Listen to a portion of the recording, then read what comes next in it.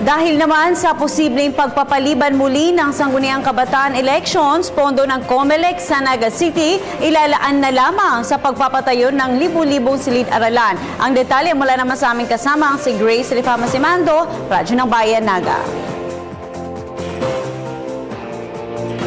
Hanggat walang batas na nalalagdaan ng Pangulong Noy Aquino na tuwirang nagpapatigil sa SK election sa Feb 21, patuloy na aakalain ng mga taga-COMELEC na hindi ito postponed.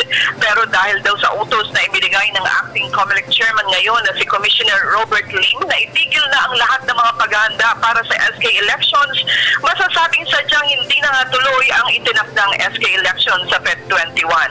Ito ang binitawang paliwanag ngayon ng Camarines Sur COMELEC spokesman si Alex Marpuri.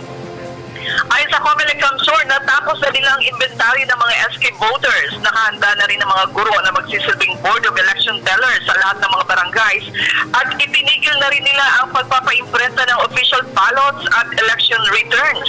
At dahil sa SK postponement, ang mahigit sa 1 bilyong pondong laan sana ng COMELEC sa eleksyon ay magagamit pa sa pagpapatayo ng libo-libo mga silid-aralan at pabahay sa mga naghihirap nating kababayan. Sa ngayon, ang buong focus na ng COMELEC ay ang mga paghahanda para sa synchronized elections sa May 2016. Radyo ng Bayan, Naga, para sa Telebisyon ng Bayan, Grace Lifama Simando.